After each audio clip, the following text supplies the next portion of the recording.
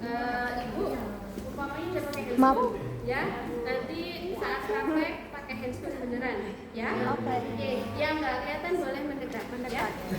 Boleh mendekat lagi. Oke, pertama-tama tasnya ditinggal aja, nggak hilang kan? Tasnya ditinggal aja, Ber, nggak hilang nggak, Ber? Yuk, nggak hilang ya? Ya, oke. Kita pertama-tama cek catatan rekam medis ya. Benar nggak ini bayi? Karena ini bayi ya. Bayi nyonya A ya. Usianya baru misalnya 0 hari. Hari ini baru masuk ya, kiriman dari bidan ya. Karena dia lahir dengan BBLM ya.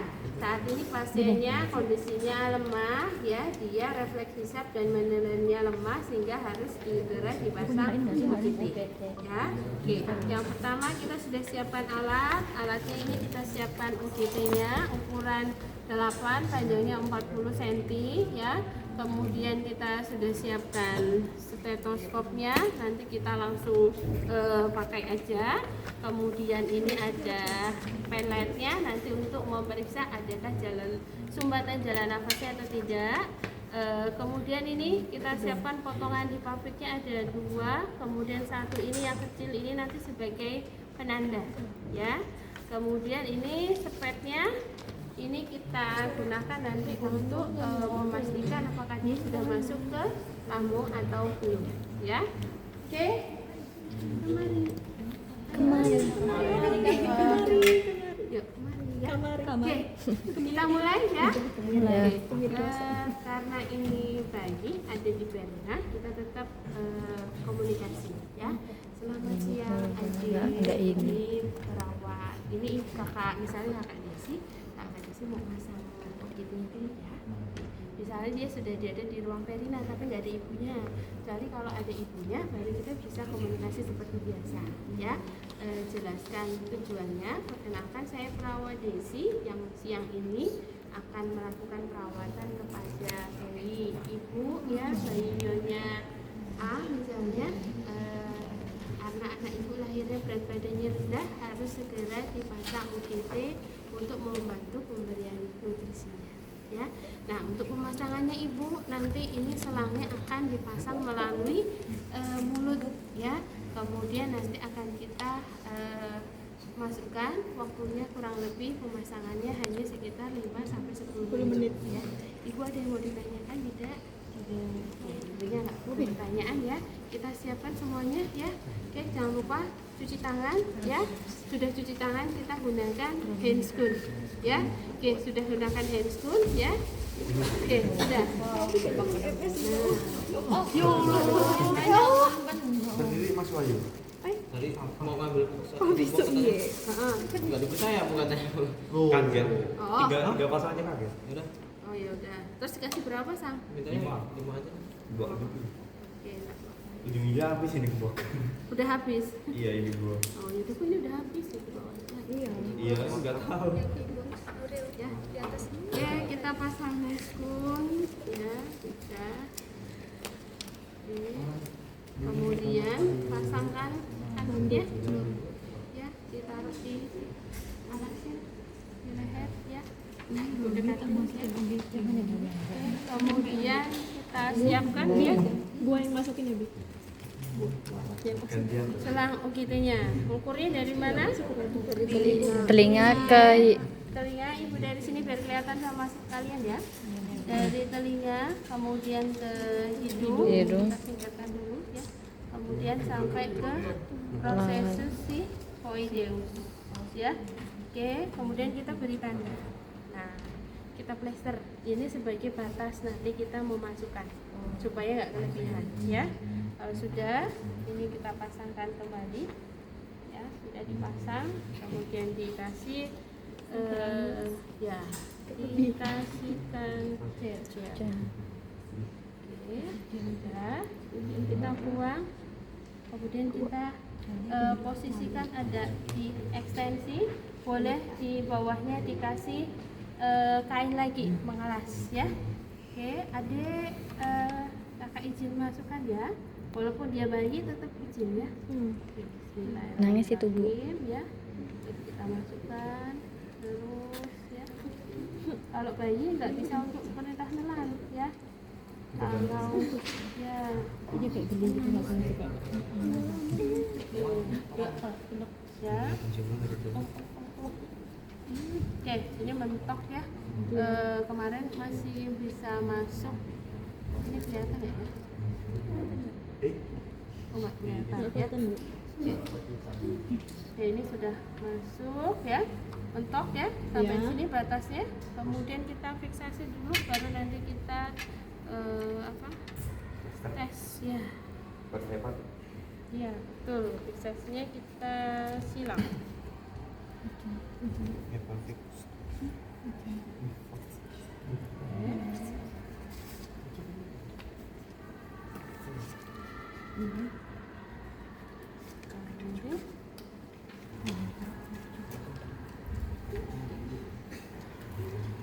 Posisinya silang ya, jadi untuk mengunci ya.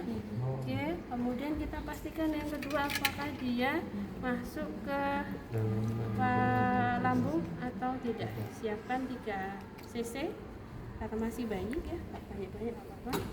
Kemudian didengarkan. Ini boleh diambil.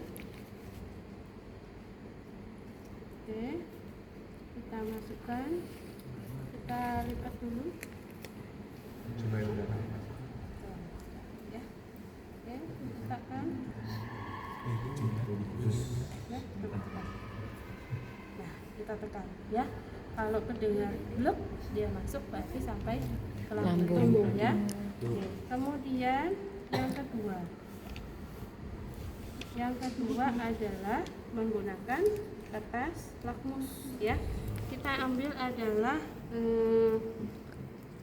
cairan lambungnya. Kalau dia masuk ke lambung ya, kita ambil, nanti akan keluar cairan berwarna ya kuning kehijauan ya. Oke, ambil aja berapa cairannya, kemudian kita lipat ya, ditutup lagi, boleh diletakkan di kop ya. Kita masukkan ke sini ya, baru kita ambil kertas lakmus, kemudian kita uji apakah dia berubah warna atau tidak ya. Oke, itu yang kedua. Tapi ini jarang ya, kalau di rumah sakit biasanya kita cukup mendengarkan melalui stetoskop ya. Oke, kalau sudah terpasang, nah jangan lupa ya, ini diberi tanggal berapa kita memasangnya ya, atau di ini aja di catatan rekam medis dicatat bayi Nyonya A dipasang UGT itu tanggal berapa ya. Oke, karena apa harus kita catat berapa ininya tanggalnya, kapan masangnya?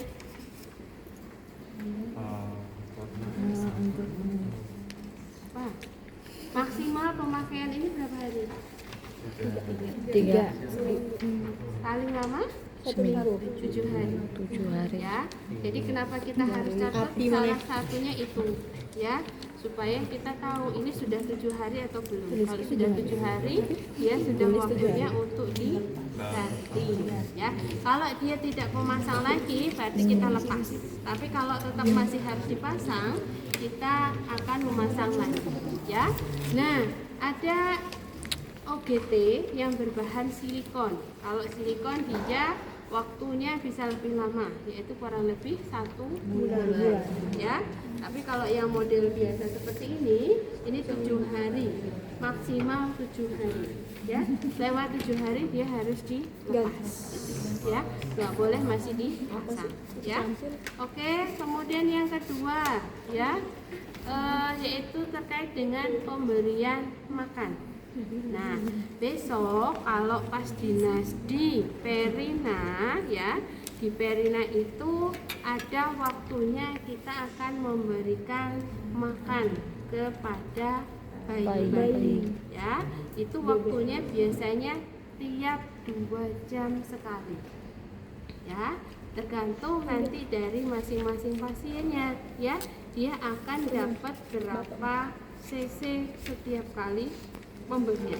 Nah, karena bayi lambungnya kan masih kecil ya, jadi masih sekitar paling 60, 50 atau 60 mili. Jadi kadang pemberiannya ada yang masih hanya sekitar 5 cc, kemudian 6 cc atau 10 cc ya dalam satu kali pemberian ya. Oke, yang pertama kita siapkan ketika akan memberikan makan adalah satu spek ya untuk pemberian makan. Yang kedua adalah ini misalnya asinya ya. Kemudian yang ini adalah air hangat, boleh air matang ya. Air matang nggak boleh ya, baiknya air matang aja ya. Kalau mau pakai air steril nggak apa-apa, tapi baiknya air matang ya.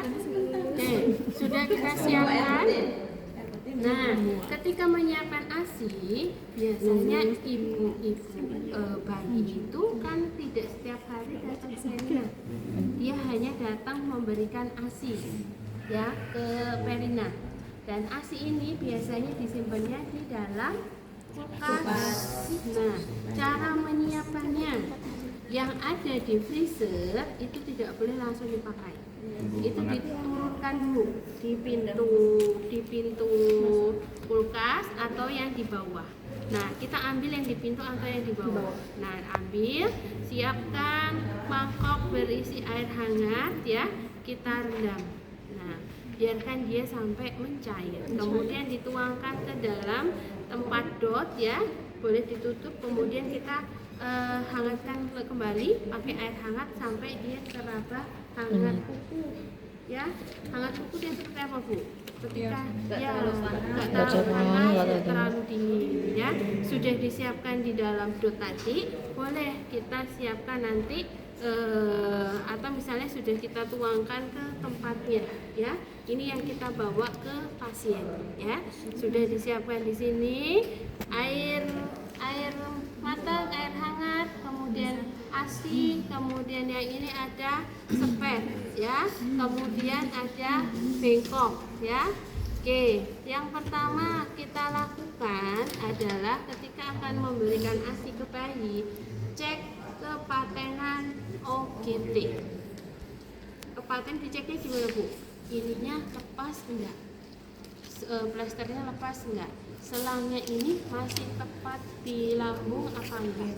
Ya, bergeser atau enggak? Khawatirnya bayi di Perina kan dia suka gerak-gerak ya, gerak-gerak ada ininya lepas, takutnya dia ketarik, kita nggak tahu dimasukkan lagi, maksudnya terus paru-paru dia bukan ke lambung. Boleh kalau kita nggak yakin kita cek lagi pakai stetoskop, kita masukkan udara ya, kita uji lagi benar nggak masuknya ke lambung ya.